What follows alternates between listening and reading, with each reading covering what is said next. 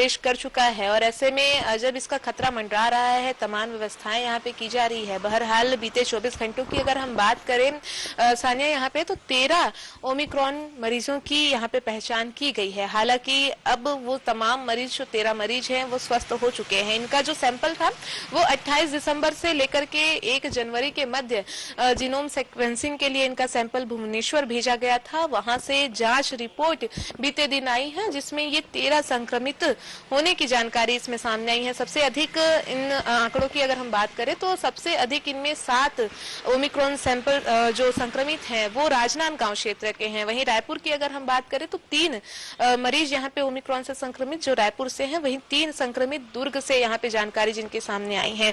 इसमें न केवल बड़े उम्र के लोग बल्कि जो किशोर अवस्था के बच्चे हैं वो भी इसमें संक्रमित हुए हैं। एक बालिका जो कि 13 वर्ष की है और एक 17 वर्ष का किशोर इसमें संक्रमित हुआ है। बहरहाल सभी की स्थिति बेहतर है, क्योंकि जब इनके सैंपल्स भेजे गए थे, जब इनकी स्वास्थ्यगत परेशानियां जब इन्हें हुई थी और इनके सैंपल्स भेजे गए थे, उस दौरान उसके बाद अब एक लंबा गैप हो चुका है और अब तक ये तमाम जो संक्रमित थे वो पूर्ण रूप से स्वस्थ हो चुके हैं। इस बीच उन्हें पूर्ण रूप से आइसोलेट रखा गया था। किसी भी व्यक्ति से मिलने की इजाजत उन्हें नहीं गई थी। होम आइसोलेशन और अस्पतालों के माध्यम से उसका उन तमाम जो संक्रमित थे उनका इलाज किया गया है और तमाम जो मरीज हैं अब तक से स्वस्थ हो चुके हैं। अब प्रदेश की अगर हम बात करें तो वर्तमान स्थिति में अब तक से 21 ऐसे लोग हैं प्रदेश के जो इस नए वेरिएंट से संक्रमित हुए थे। इसमें स्वास्थ्य मंत्री टीएस सिंहदेव का भी नाम कहीं ना कहीं सामने था। कुल मिलाकर के देखा जाए, ट्रैवल हिस्ट्री जिनकी थी, उनके अलावा प्रदेश में ऐसे भी लोग हैं जिनकी विदेश ट्रैवल हिस्ट्री नहीं है, वो लोग भी संक्रमित हुए हैं। बहरहाल सभी की स्वास्थ्य स्थिति बेहतर है, उपचार उन्हें दिया गया और उसके बाद अब जब यहाँ पे संक्रमण बढ़ रहा है तो दूसरी ओर अगर हम देखें तो स्वास्थ्य विभाग की ओर से अब नई कोशिशें भी की जा रही है। लगातार स्वास्थ्य विभाग लोगों को जागरूक तो कर ही रहा है। इसके अलावा एक कोशिश स्वास्थ्य विभाग की ओर से ये भी की जा रही है, बड़ी देर हो जाती है कोरोना ओमिक्रॉन के लिए जब सैंपल भेजे जाते हैं तो रिपोर्ट आने में, ऐसे में छत्तीसगढ़ में ही ये व्यवस्था हो सके, ऐसी एक व्यवस्था की मांग केंद्रीय स्वास्थ्य मंत्रालय से छत्तीसगढ़ स्वास्थ्य विभाग द्वारा की गई है। बहरहाल ये जरूर देखना होगा कि जल्द ही क्या भुवनेश्वर के ऊपर हमें डिपेंड रहना पड़ेगा, छत्तीसगढ़ में भी इसकी व्यवस्था हो सके ताकि समय पे मरीज की रिपोर्ट आ सके और उनकी इलाज हो सके। इसकी एक कोशिश स्वास्थ्य विभाग करने में लगा हुआ है। जी आकांक्षा, यदि बात करें हम सैंपलिंग की तो 28 दिसंबर से लेकर 1 जनवरी तक के मध्य छत्तीसगढ़ में लगभग जीनोम सीक्वेंसिंग के लिए कितने सैंपल्स अभी तक भेजे जा चुके हैं?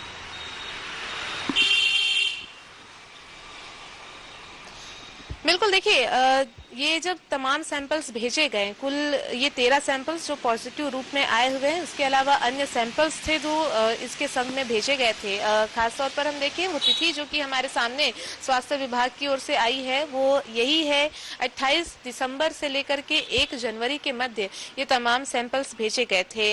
एक लंबा ड्यूरेशन यहाँ पे रिपोर्ट आने में रहा, यही सबसे बड़ी वजह रही कि अब वो तमाम जो लोग थे जो इससे संक्रमित हुए थे ओमिक्रॉन से, वो पूर्ण रूप से स्वस्थ हो चुके हैं। काफी देर हो जाता है सानिया, जब इस प्रकार की स्थिति होती है तो एक खतरा भी यहाँ पे मंडराता रहता है कि जो लोग हैं यदि उनके चलते किसी अन्य तक ओमिक्रॉन पहुंचता है तो कहीं ना कहीं प्रदेश के लिए ये और भी खतरा है। यही बड़ी वजह रही है कि स्वास्थ्य विभाग ये कोशिश कर रहा है जल्द ही छत्तीसगढ़ में जो जांच की सुविधा है ओमिक्रॉन के तहत, तो वो व्यवस्था छत्तीसगढ़ में भी हो सके ताकि समय पे मरीजों को इलाज मिल सके, समय पे रिपोर्ट आए तो कहीं ना कहीं स्वास्थ्य जो सुविधा है वो बेहतर हो सकेगी। जी आकांक्षा, यदि हम बात करें तो छत्तीसगढ़ में अभी तक कुल 121 ओमिक्रॉन मरीज सामने आ चुके हैं। तो यदि हम बात करें तो जिन लोगों में ओमिक्रॉन संक्रमण पाया गया है, क्या उनमें वैक्सीनेशन की क्या स्थिति थी, क्या उन्होंने दोनों डोज लगवा रखे थे? वहीं यदि हम बात करें जिनमें ओमिक्रॉन संक्रमण पाया गया है, क्या वे व्यक्ति बाहर से आए थे या वे बाहर के यात्री थे? इस पर भी क्या कुछ जानकारी है, विस्तार से बताइए।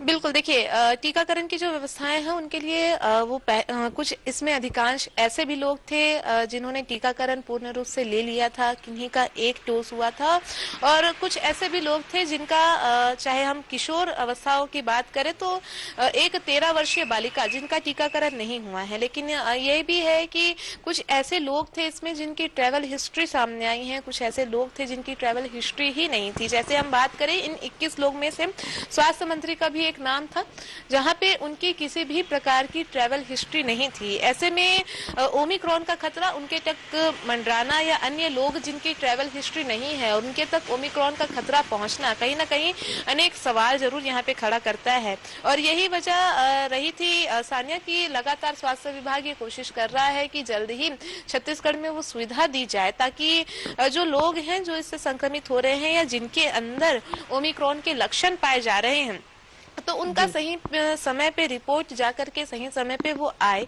और इसके साथ ही त्वरित रूप से उनका इलाज किया जा सके ताकि जो खतरा है ओमिक्रॉन का वो छत्तीसगढ़ में ना पनपे। जी आकांक्षा, आपने बात की कि एक 13 साल की बालिका में भी ओमिक्रॉन का संक्रमण पाया गया। तो यदि हम बात करें तो एक सवाल यहाँ पर यह भी खड़ा होता है कि क्या ओमिक्रॉन संक्रमण बच्चों के लिए भी खतरनाक साबित हो सकता है? इस पर भी क्या जानकारी है?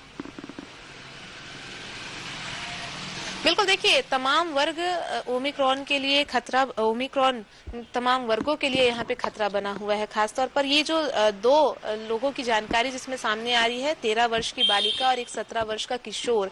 ऐसे में यहाँ ये नहीं कहा जा सकता कि बच्चों के लिए ये खतरा नहीं है। अभी भी ओमिक्रॉन का खतरा जो है लगातार मंडरा रहा है। वो गाइडलाइन जो कोरोना के तहत बनाए गए हैं उनका पालन अभी भी अनिवार्य है। इसके अलावा जनता को भी ये समझना होगा यदि उनकी किसी प्रकार की ट्रैवल हिस्ट्री है और यदि वो छुपा रहे हैं तो ऐसे में उन्हें या आसपास में उनके किसी भी ऐसे व्यक्ति की ट्रैवल हिस्ट्री है और जिनकी जानकारी शासन तक नहीं पहुंच पाई है तो उनका सही समय पे जानकारी उनकी शासन तक पहुंच सके ताकि जो आसपास के लोग हैं वो उनसे सुरक्षित रह सके और छत्तीसगढ़ में कोरोना संक्रमण ना फैले। ये ओमिक्रॉन का खतरा जो मंडरा रहा है अन्य राज्यों में बहुत चरम पर है, तो छत्तीसगढ़ में वो स्थिति ना बने इसकी एक कोशिश आम जनता को अवेयर करने के माध्यम से की जा सकती है।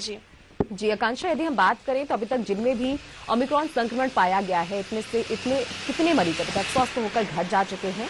वहीं यदि हम बात करें तो जिला प्रशासन अभी तक क्या कुछ कार्रवाइयां कर रहा है या फिर क्या कुछ पहल कर रहा है? क्योंकि छत्तीसगढ़ में यदि हम देख रहे हैं तो लगातार कोरोना का संक्रमण बढ़ता जा रहा है, जिसमें प्रशासन की भूमिका भी अहम हो जाती है कि प्रशासन लोगों को जागरूक करने के लिए क्या क्या पहल कर रहा है।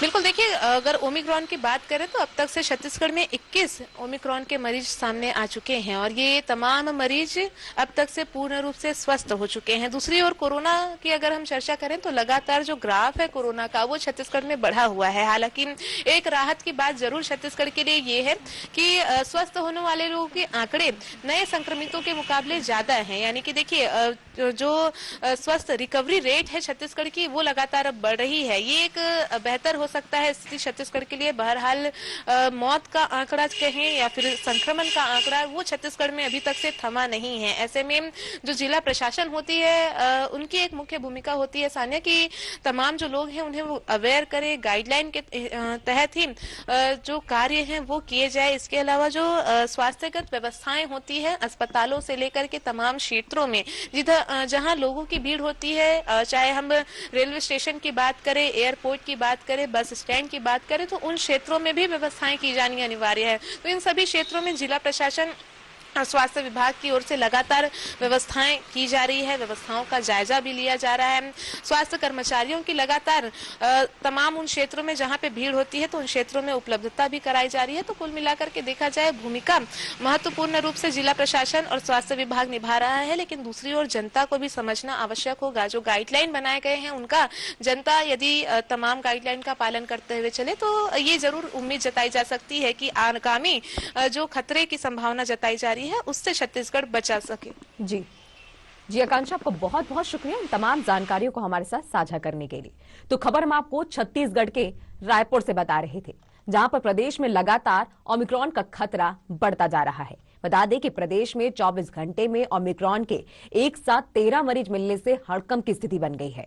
वे बता दें कि राजनांदगांव में सर्वाधिक 7 लोगों में ओमिक्रॉन संक्रमण की पॉजिटिव पाए गए।